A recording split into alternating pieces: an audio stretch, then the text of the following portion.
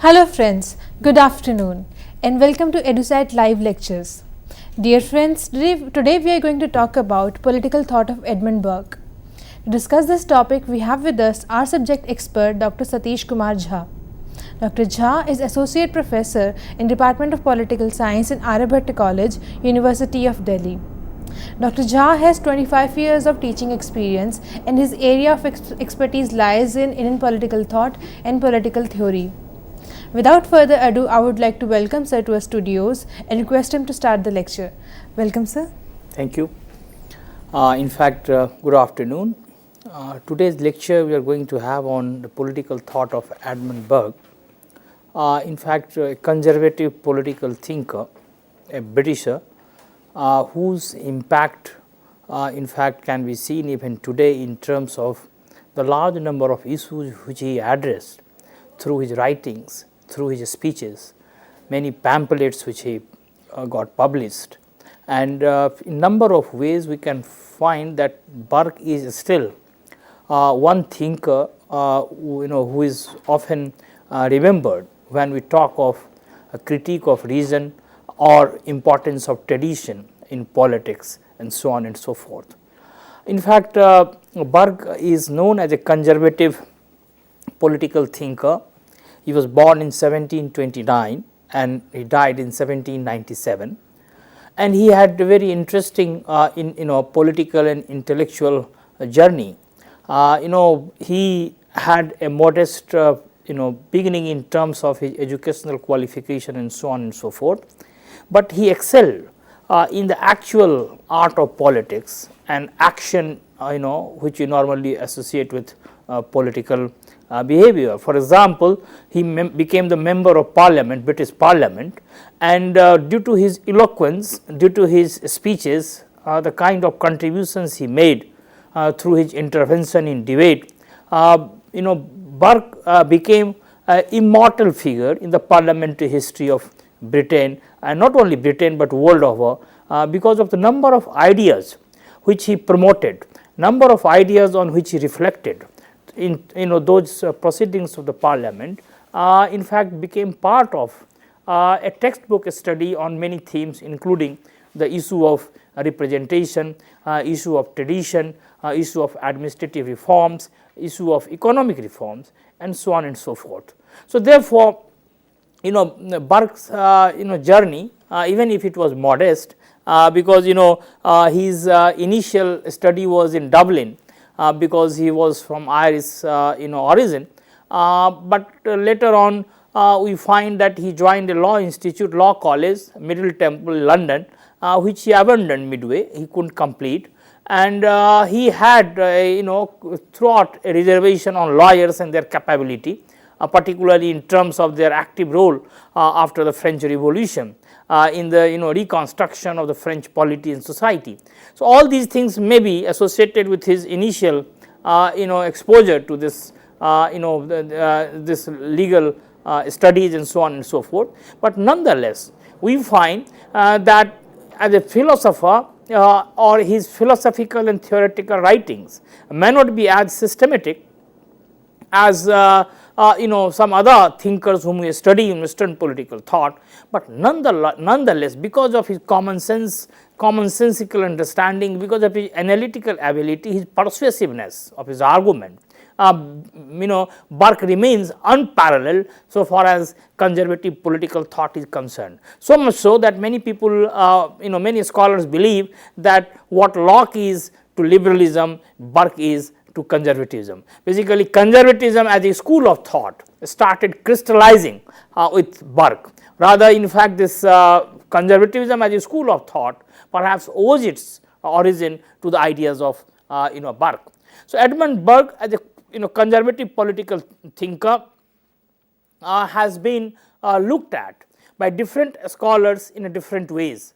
Many people have endorsed Burke's ideas, many people have acknowledged the contribution he has made, many people have seen different dimensions in his political thought, liberal as well as conservative dimensions, but others have basically simply dismissed him as a conservative thinker, anti-reason, anti-change, anti-reform, and therefore, they have been very critical of Burke.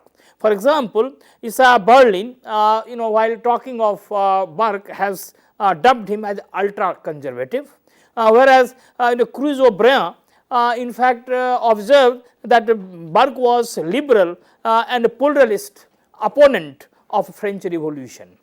Similarly, we find that Lasky called Burke a liberal thinker because of his sympathetic attitude of USA, particularly the way he defended the colonies and their rights, the way he basically espoused the cause of Irish people, particularly in terms of the rights of the Catholics, and particularly the kind of a stand he took on colonies like India, particularly that famous impeachment proceedings against Warren Hastings because of the misdeeds, or one can say that because of the misconduct of the administrators associated with East India Company, and he initiated that proceeding, and he was basically active participant in that, and his speeches in that Warren Hastings impeachment proceeding have become important in history, famous in history. And because of these works,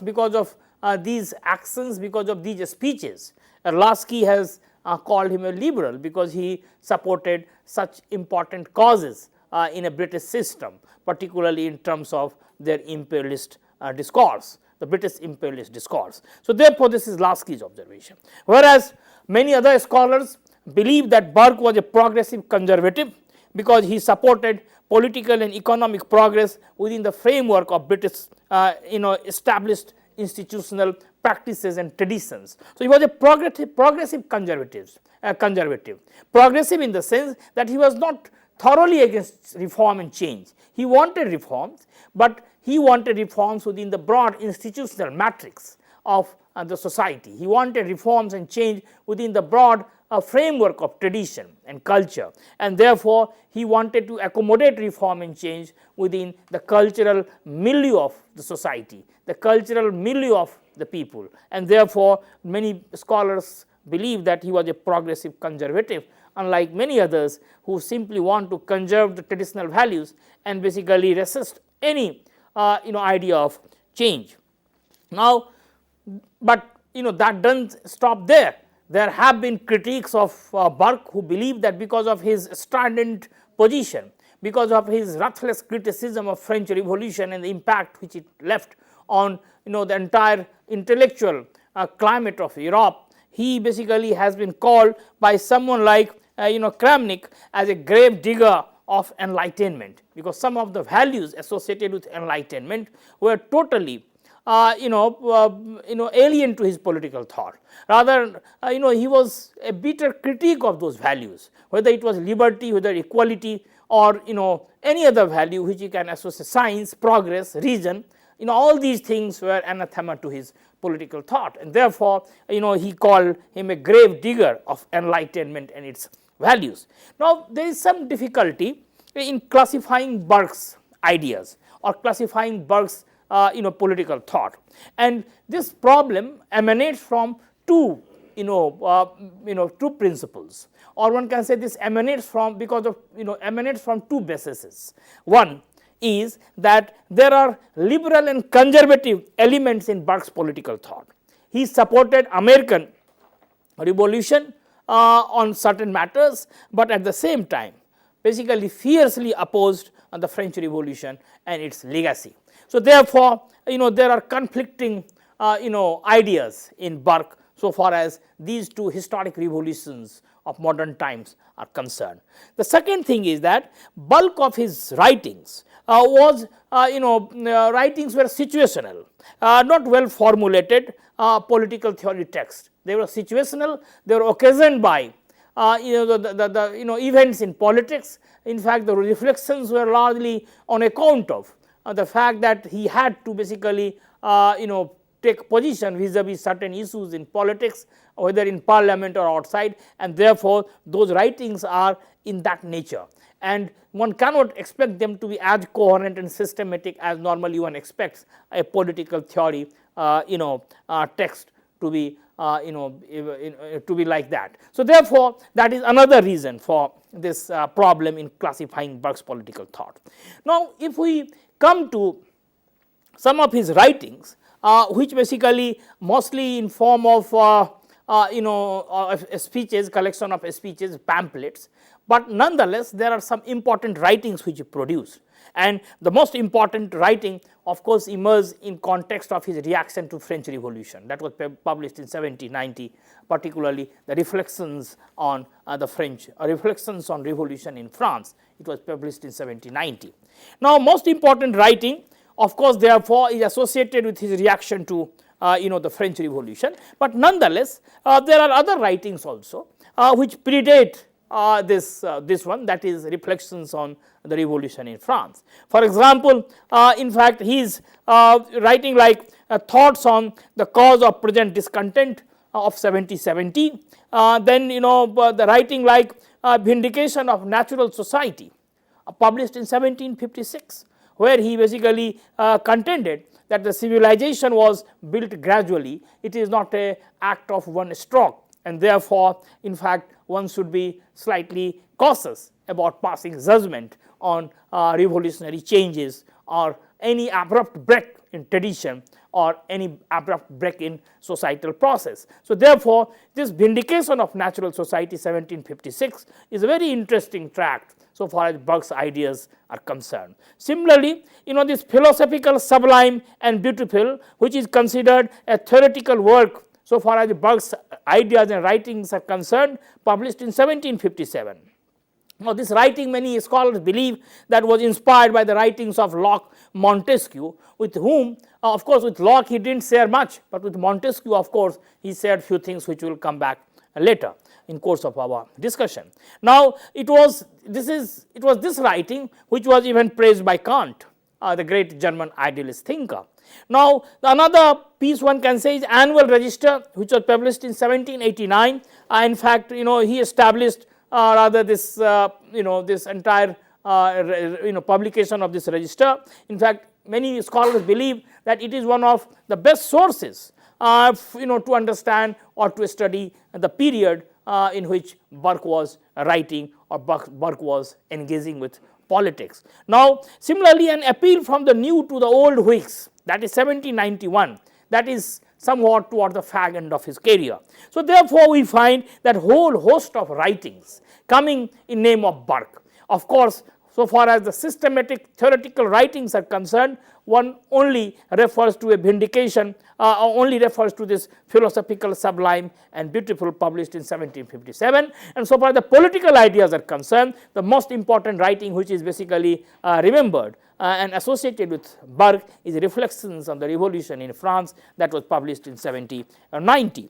Now, what happens that this 1789 revolution in France was a major development in European history, and Burke's reaction therefore is not accidental, but any important mind who was basically witnessing those changes in fact had to reflect or react to those developments, and Burke accordingly perhaps reacted in a manner which was not very common those days, because what happened in France through this French Revolution of 1789 shook the entire European world because of the triumph of reason, of faith, because of kind of rationalism which had gained ground in those societies. Now, this enlightenment, the fruits of which normally people consider to be liberty, equality, fraternity, justice, democracy, all these modern values. Now, this enlightenment discourse,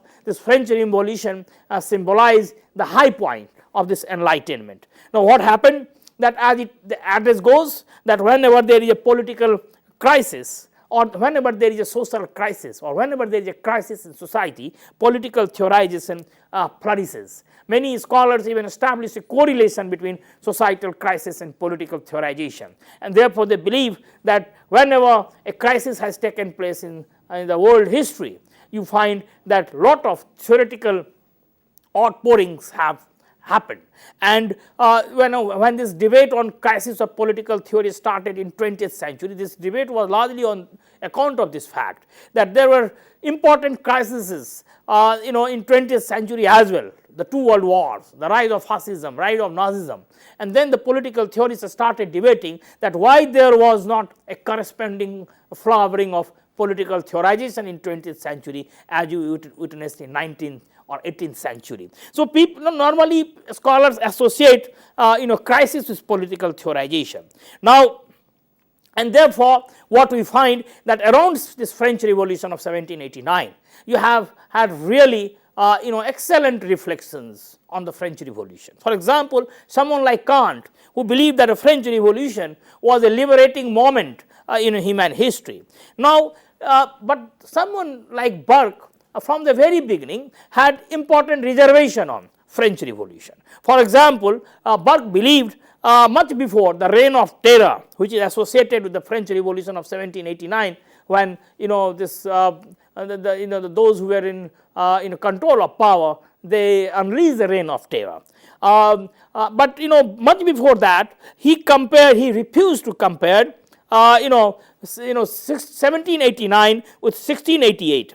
That is glorious revolution, which was being done in Britain at that time. Many admirers of French Revolution started comparing with the glorious revolution, but Burke had a strong reservation on that. In fact, so much so that the two names which are normally associated with French Revolution, political philosopher Jean-Jacques Rousseau and Voltaire, and Burke was critical of both. He criticized Rousseau for lack of moderation and also criticized Voltaire for basically promoting this cause of reason and rationalism. Now, even he criticized and critiqued the encyclopedists as a for their muddy understanding of society, politics and humanity. The encyclopedists, who basically are considered to be one of the important agents during or before this French Revolution, particularly during the time of enlightenment, basically the advent of enlightenment in Europe. So, therefore, we find that Burke's ideas, particularly through writings, are scattered, and lot of people make a distinction between the two Burkes, the young Burke and the old Burke, like people make a distinction between young Marx and the old Marx in terms of ideological predilection, or in terms of the emphasis which the early Marx laid and the late Marx laid, particularly in economic philosophic manuscript which is associated with early Marx, and the Capital which is associated with late Marx. Now, similarly, many scholars have done a similar classification of Burke's political thought as well. For example, the early Burke, it is believed, was against king's control of parliament. The early Burke wanted to checkmate the royal power, the monarchical power. He was never against monarchy, because he believed that monarchy symbolized order, stability, continuity, change with order in British society. But later Burke, when he became critical of French Revolution, when he saw the impact and the fruits of French Revolution, the kind of reaction he basically expressed, the kind of reaction which he articulated. In fact, many people believe that was much different from what Burke was in his early days. For example, the Burke's ideas in early days, when he was taking a firm stand on American situation, when he was talking about no taxation without reservation, no taxation without representation. He was not supporting the American cause on basis of the theory of natural rights, which he was very critical of. We will come to this issue later, particularly in terms of his critique of natural rights and natural law and many other principles associated with the political thought of Locke. But what happens is American situation, when he was basically critical of the British handling of American situation, particularly the kind of operation, exploitation or denial of rights to the British, to the American people, Burke was of this opinion that it is a British tradition in politics, it's a British institution, or it's a British principle in politics which is being denied there, that is no taxation without representation. The kind of a stand which Burke took on Ireland, particularly in terms of this conflict between the Protestants and the Catholics, the kind of attitude the British establishment had toward the Irish discontentment or the Irish people who were revolting. Of course, he never questioned British sovereignty. He never wanted Ireland to go out of the British sovereignty, but nonetheless he wanted a kind of accommodation, moderation and tolerance, the toleration between, he wanted a kind of coordination and accommodation between the two sects, the Protestants and the Catholics. But of course, a lot of scholars believe that there was difference in the public posturing which Burke made and the kind of hard stand which he took on in the private correspondences. There is a marked difference between the two, but nonetheless, even in the public posturing, the kind of stand he took earlier, a lot of people find that that is basically that doesn't gel nicely with his later position vis-a-vis the French Revolution when he became a great conservative voice. Now, similarly, the stand he took on India, many people believe, many scholars believe that reflects the young Burke, the early Burke, but the later Burke, particularly after the French Revolution, that position cannot be basically explained vis-a-vis his position on the French Revolution.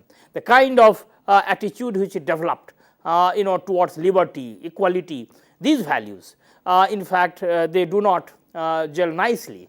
They do not basically fit nicely with the overall architecture of his political thought, which we find in his earlier days. So, this is how one thing is there, that people make a distinction between early Burke and the late Burke in terms of the approach towards politics, towards tradition, towards change, towards order, towards institutions and towards law.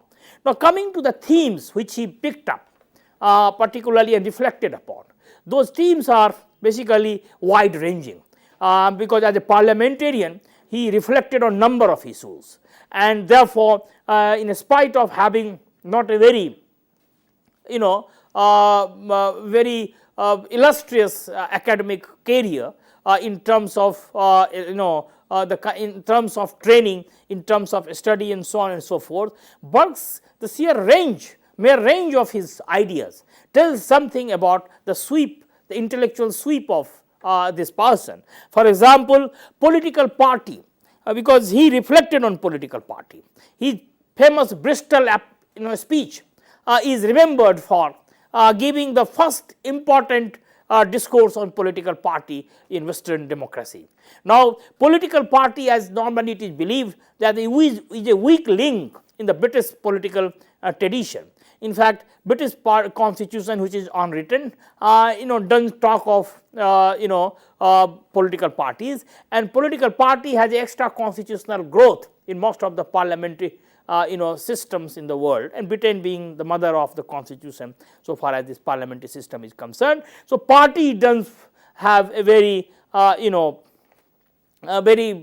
glorious tradition in the parliamentary constitutions of the world as a whole, not only in Britain, and therefore we find that there is a lot of silence also.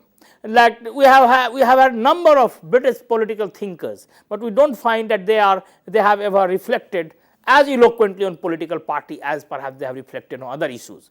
Unlike the continental European political thought, for example, it is not just a chance that 2-3 important thinkers whom we study for political party, they are either French, German or Italian. For example, Max Weber, for example, Mitchell, for example, Sartori, all of them are basically continental, not basically the British political or Anglo-Saxon political thinkers. But Burke basically strikes a note of a difference, because in this Bristol speech, he not only defended political party, but he reflected on it, and that became the source for many of us even today to see that how political party basically took a root in people's imagination at that time. Now, when he came to this critique of French Revolution, and when he came to the admiration of the British system, he basically reflected on number of issues, and particularly he started attacking them. For example, he attacked theories of natural rights, he attacked the concept of revolutionary change, he attacked concept of absolute liberty, he he not only attacked liberty, but he also attacked equality and democracy as an abstract theme or abstract concepts having little meaning for human society. Now, what Burke stood for was a tradition and continuity, the two values he championed throughout his intellectual and political career. He advocated orderly, evolutionary and gradual change. Now, in fact, normally people posit another idea which was also in circulation at that time, and that was highly a kind of laudatory so far as the French Revolution is concerned. That was Thomas Paine and his famous book on rights, and a lot of people posit or pit Paine against Burke, as if there is a debate between Paine and Burke, and it is true that Paine reacted to Burke's writings on the French Revolution, because the Thomas Paine stood on the another side of this divide, and basically he endorsed French Revolution, he endorsed natural rights, he endorsed basically number of values which were associated with enlightenment, whereas the Burke was highly critical of the rationality of change, and he always believed in the limit of such revolutionary changes in society. Now, coming to some other important concerns which we find that the Burke had before this famous writing, that is Reflections on the Revolution, that is basically 1789. Those concerns are normally divided into 5-6 different headings. For example, his concerns are seen in terms of his ideas and writings on Ireland or speeches on Ireland. His concerns are seen in terms of his basically speeches and political position on America, United States of America. His basically concerns on India, particularly the impeachment proceedings of Warren Hastings. His basically ideas on administrative reform. In fact, a lot of people believe that these ideas in fact predate his famous writing on the French Revolution, that is 1789, and those ideas are equally important because that tell us something about the broad structure or broad framework in which Burke was basically working, and Burke was trying to articulate his view. As I mentioned earlier, that he was of Irish origin, and therefore what happened, that his stand on Ireland, of course one should remember that he never questioned the British sovereignty, but nonetheless he was always critical of British handling of the Irish situation. Similarly, on East India Company, basically he was very critical of the misdeeds or the corruption associated with the East India Company administration in India, and therefore he wanted the British Empire to discharge its duty towards its subjects. So, these are some of the progressive moments one can see in his political thought. So, this is how one gets the initial idea about Burke's political thought, but we will be taking up the other important issues which emerge from his political thought later in the second part of our lecture. Thank you.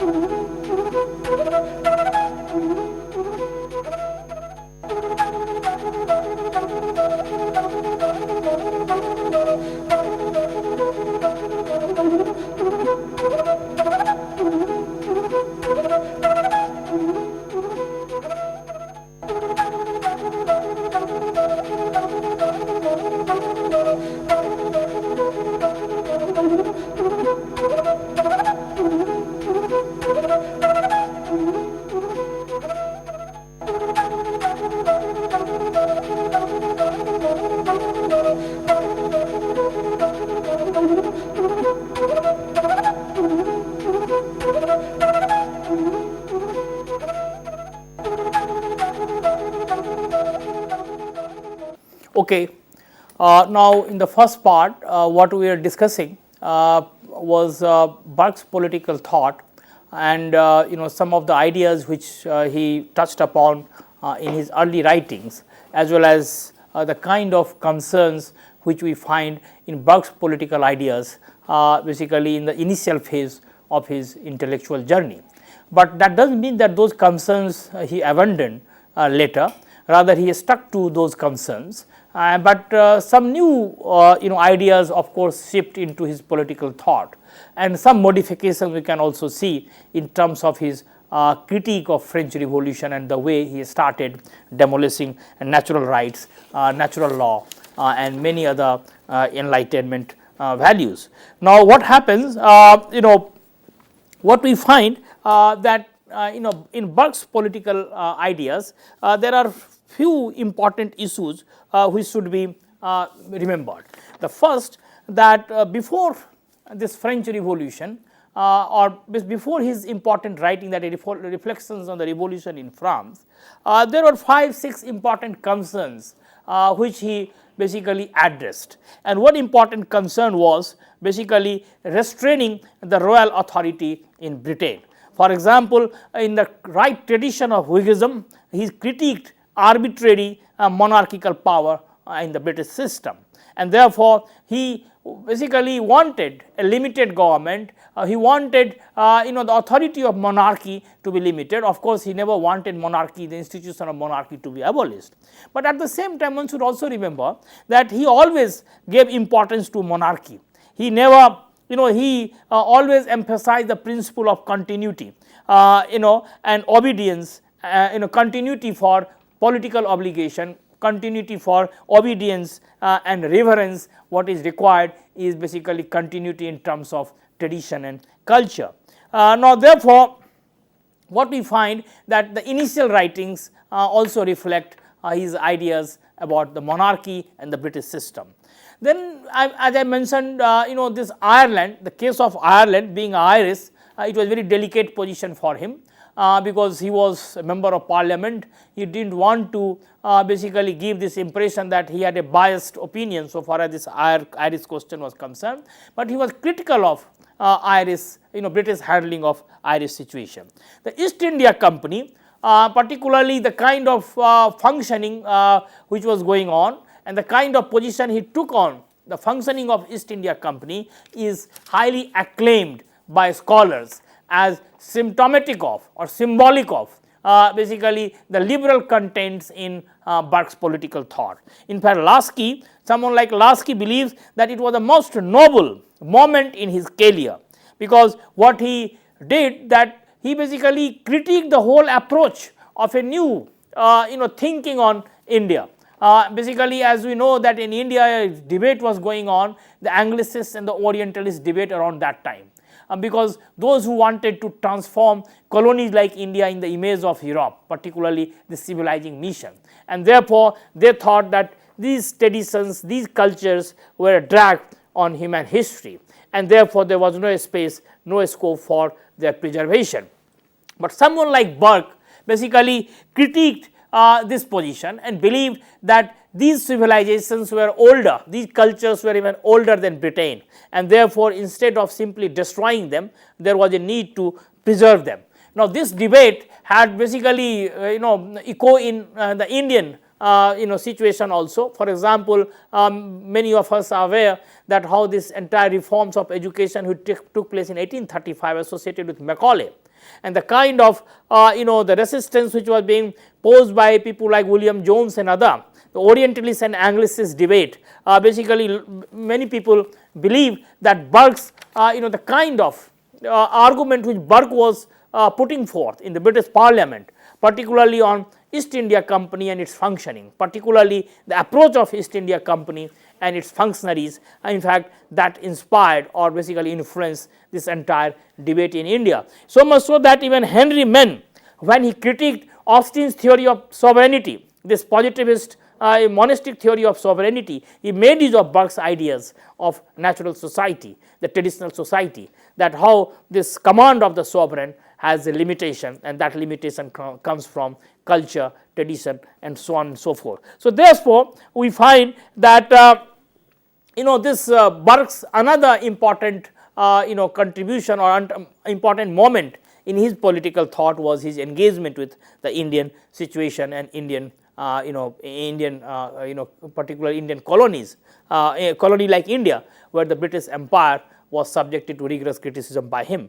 American colonies, as I basically mentioned earlier also, that this entire attempt to tax colonies, attempt by British Parliament to tax colonies, when it came for discussion, the Burke took a very firm stand that no taxation without representation was a British tradition, and therefore, that should have been honored. In fact, he did not analyze it from the point of view of abstract rights, that is the natural rights of the people, but he basically analyzed it from the point of view of British tradition and British constitutional practices.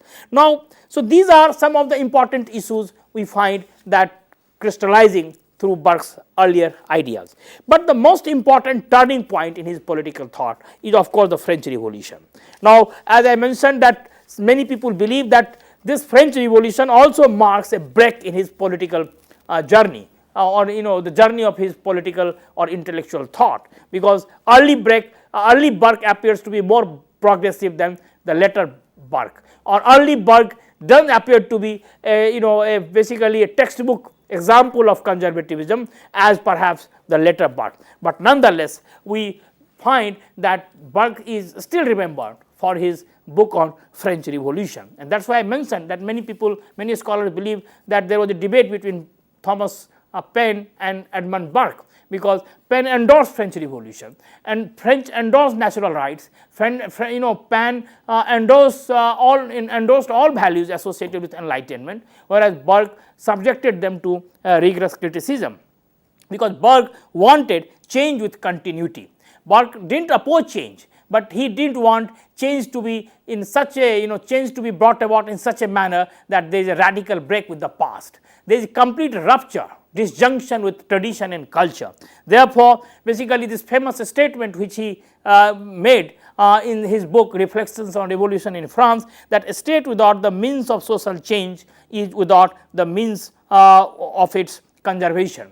So, the change is important to conserve the constitution. Change is important means to conserve the institution, but the nature of change need not to be violent. Nature of change need not to be revolutionary. It has to be gradual, evolutionary, piecemeal, and so on and so forth. So, therefore, basically this is what he wanted the societies to think about. This is what he wanted the politics to to move about. For example, change, orderly change, but the gradual change. Therefore, in fact, he wanted, he believed that the change is important for preserving constitution. If there is no scope, no provision for change, then the institutions may be threatened. The two principles of conservation and correction, in his opinion, that basically which British system symbolized, perhaps were the best ways to accomplish orderly change in society, because what Burke believed that Britain during the period of restoration, when they did not have a king, but even then this conservation and correction, two principles helped them to basically to establish order and continuity in society. Now, therefore, what Burke wanted, rectification within the existing structure. He did not want the entire structure to be dismantled in such a way that everything starts afresh from totally a blank sheet, and that would be disastrous for society, because those who would replace the older generation of rulers, they will have no experience. They will start from basically zero, and therefore lack of experience may be may prove costlier for the society, and therefore rectification is perhaps the best thing in any change which should be basically attempted in society. So, therefore, he wanted a balance of old and new. He criticized Jacobinism of the French Revolution for its attack on religion, property, and traditional constitution.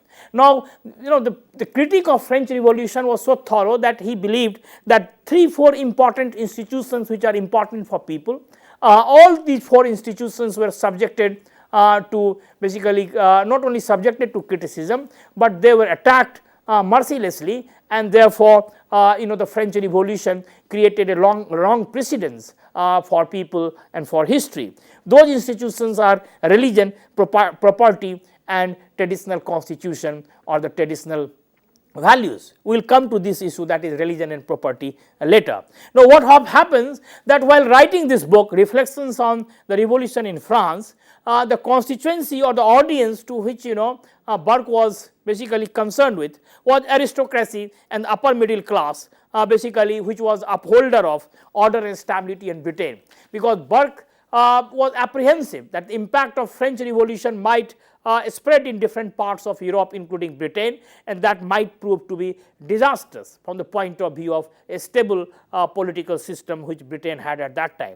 And therefore, this apprehension led him to caution or to give a caution or to alert everyone about the fallouts of French Revolution, that how French Revolution led to violence, how French Revolution led to the death of millions of people, and therefore anything accomplished after such a violent act would not be in the interest of humankind. Now, Burke believed that from Magna Carta to the Bill of Rights, there was a slow and steady consolidation of a British system, and therefore that implies that how continuity with change worked miracle in Britain, that without having any violence, without having any radical change with the past, British system accomplished a lot of things. He basically even criticized this French Revolution and its attempt to basically create a society of equals, because he believed that this equality was highly abstract idea, and therefore it was basically not feasible. This society of equal, basically the idea of having a society where everyone would be treated equally, according to Burke, was a far-fetched idea, because he believed that there is always a combination of ability and property, and every order which is to be sustainable, which has to be proved sustainable, normally should be based on this principle of inequality, not equality. And he was dismissive of not only proportionate equality, but also democratic equality. So, therefore, some of these values on basis of which this entire French Revolution was brought about, Burke believed that it had a very corrupting influence on the minds of the people, and therefore they needed some sort of caution. And this is what he wanted to do when he basically wrote on reflections on the revolution in France, whereas he endorsed the American War of Independence, but he didn't endorse the French Revolution. Now, coming to some other issues, some other themes in Burke's political thought, there is one theme which deserves some attention, that is his reflection on natural rights. He was a great critique of natural rights, and therefore neither he was admirer of Locke nor he was admirer of French Revolution, because he believed that this entire discourse, basically he was even critical, he was very critical of Rousseau, because he believed that Rousseau didn't show any moderation. He was critical of Voltaire as well, and therefore he criticized natural rights to the hilt. He not only criticized natural rights, but he also criticized contract, the theory of contract, because he believed that the idea of contract is also without any basis, because state cannot be imagined to be the product of a contract. But of course, he was not dismissive of partnership, but he believed that partnership basically is different from contract, because equality in privileges basically is totally outlandish idea. Equality in privileges is a dangerous idea, and therefore partnership is something which is endorsable but not contract. Now, basically he believed that morality is something which does not need tinkering all the times, and morality does not have to begin all the times from the scratch, rather morality needs adaptation and change, and the British tradition, British culture, British society symbolize that adaptation and that change. And therefore, what he believed, that this French Revolution and the kind of anti-religious stand which Jacobinism symbolized, or the kind of atheism which was being promoted, preached and practiced, was going to be dangerous for the European societies, including Britain. He believed that there is no contradiction between church, monarchy, aristocracy, limited democracy as it was made out to be. Rather, in fact, he believed that authority should be in nature of trustee, and it is here that one is reminded of Locke, his concept of trust. But the comparison between Locke and Burke ends there, because after that we do not find there any similarity between the two political thought, that is the political thought of Locke as well as political thought of Burke. Burke was is a hard critique of contract. Rather, this famous statement which he made in his book is that no trade agreement involves basically this when it compared partnership and contract, he believed that this contract is no trade agreement involving paper, coffee, calico or tobacco. Such agreement reflects transit basically instinct. Rather, this partnership should be partnership of all sciences, partnership of all art, and basically obtained by many generations. They are binding on different generations. So therefore, this contractual nature of political obligation, which was the hallmark of this political thought associated with Hobbes, Locke and Rousseau, in fact Burke was highly critical of. Burke rejected Locke's contract theory, Burke rejected Locke's natural law doctrine, Burke rejected Locke's natural rights, and also the separation of church and the state, another important dimension in Locke's political thought, because for Burke church and religion were important institutions, and it is on this basis that he wanted this Catholics and the Protestants of Ireland and the Britain to basically come closer to each other, because toleration in Burke was very important, and here we can also see some glimpse of the liberal impact of liberal thought on Burke so far as this toleration is concerned. Of course, Burke was not against human rights, but he was but rather he was against this abstract natural rights. Rather, many scholars believed that Burke rescued real rights from the imaginary rights, that is the natural rights. Now, of course, when we talk of his critique of natural rights, we are reminded of Bentham, utilitarian political thinker, who called natural rights as nonsense upon stilt. But in fact, in spite of this similarity in terms of their critical approach towards natural rights, one cannot say that Burke was a utilitarian in any sense of the term. Therefore, this comparison ends here. Apart from this approach towards natural rights, we do not find much comparison between Burke and Bentham. But like Montesquieu, in fact, one can see lot of comparable points between Montesquieu and Burke. For example, like Montesquieu, Burke also believed that different situations demand different laws. There cannot be one uniform universal law, universal discourse. Therefore, universality of rights or universality of law in fact is bad politics or a bad theory or a bad philosophy. So, he was critical of this universality, that the cultural dynamics of society, cultural relativism, that people have different cultures, people have different traditions.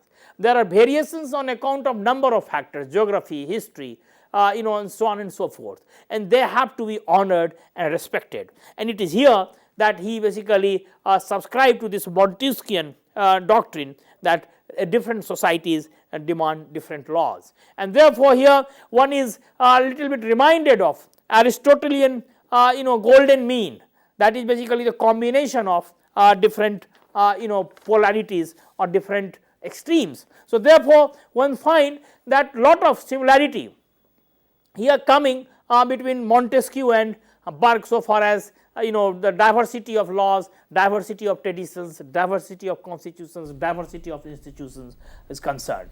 But not only this, the kind of elitism we find in Burke's ideas so far as democracy and the politics is concerned, one is reminded of Aristotle also. In fact, to some extent one can say that Burke was the precursor of modern elite theory of democracy, which argues that only elites are born to rule or govern. The ordinary people do not have ability and capability to rule. They are like only consumers. They have to basically endorse from time to time the actions of the elites, the rulers, the governors. And this is as old as Aristotle.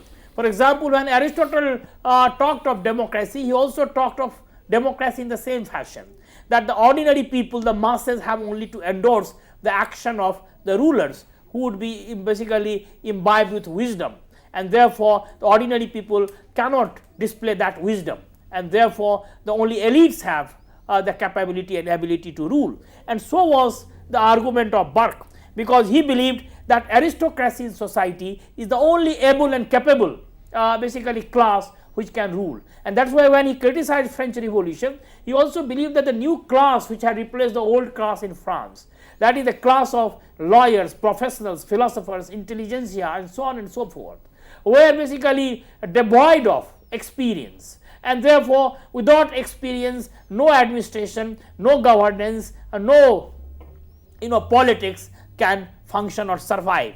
And therefore the continuity has to ensure, continuity can be ensured only with the rule of the elites, the aristocracy. There has to be some continuity between the past and the present. And since French Revolution tried to break this tradition, basically Burke believed that it was not a healthy sign for the future of the society. Now what we find that lawyers, he was very critical of lawyers who were playing important role in France and particularly many other societies. He believed that lawyers were alienated men, and one can see here that his own brush with the legal profession, because he joined this very prestigious legal institute in England, London, and then abandoned his study midway. Could be his own experience with the legal profession perhaps influenced his idea on his reservation about the lawyers and their role in politics and government. So therefore experience and inheritance, the two issues, he basically emphasized a great deal. For example, he believed that inheritance is one thing which provides wisdom to people, and here one gets the impression that how he endorsed this institution of property, something about which the French Revolution at that time had a different take altogether. And here one is also reminded that how the traditional perspective on basically this institution, on constitution, on politics, on governance, on governors, the way Aristotle and many other Greek thinkers talked of, or many other Western thinkers have talked of, that how property is important criterion of ability and wisdom, and similar thing we find in Burke as well. Now coming to this limit of reason, which is perhaps one of the hallmark of conservative thinking, and in recent years we have seen that this has been revived by another conservative thinker of 20th century, that is Michael Oxford. Now what happens that Burke can be credited for highlighting this limit of reason much before perhaps Oxford or many other thinkers in the West started discussing it. Burke quoted Aristotle, and he basically believed that the way Aristotle talked of, critiqued a priori deduction, and that was perhaps the right way to look at this limit of reason. Now he believed that society needs awe, society needs superstition, society needs veneration, society needs ritual and honor for political obligation and obedience. It cannot, this political obedience cannot come from reason, rather it has to come from these characteristics of people, that is veneration, ritual, honor, superstition, and so on and so forth. Now so far the dignity is concerned or the political obligation is concerned, there cannot be act of reason. These things have to come through socialization, and for socialization what is important is culture, what is important is tradition.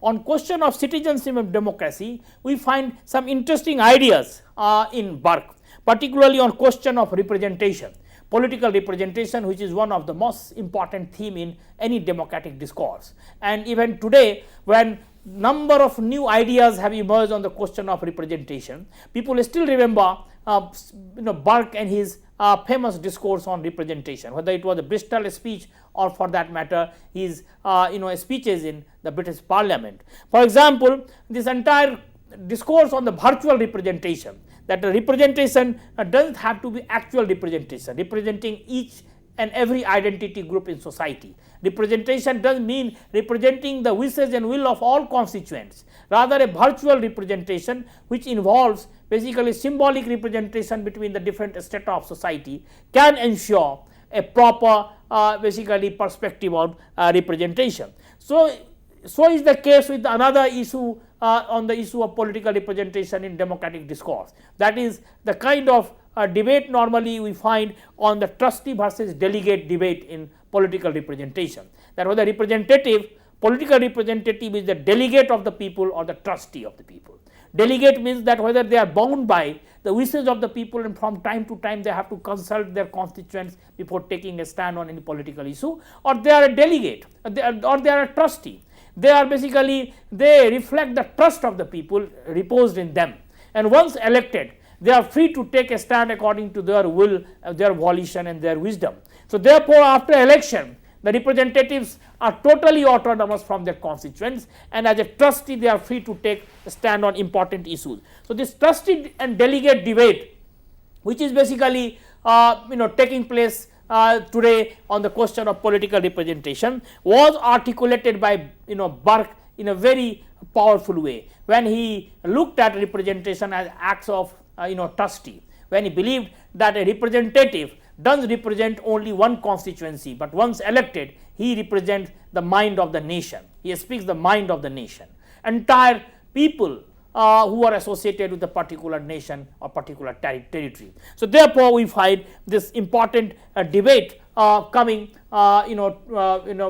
speaking through Burke. What we find today is an important issue in democratic discourse. Similarly, he was critical of democratic aspirations of the people, which he believed that French Revolution were igniting, and therefore he was very critical of democracy as a system of governance. He believed that it is a seamless in a world, democracy is a seamless system in the world, and he was skeptical of ability of the common people, the way perhaps Aristotle at one point of time did, or the way the elitist theory of democracy even does today. So therefore we find that number of issues he reflected on, touched upon, and some of the issues gradually became part of different discourses in political theory. Therefore Burke's ideas even after so many years, so many centuries, are still relevant so far as our understanding of society, politics, constitution and institutions are concerned.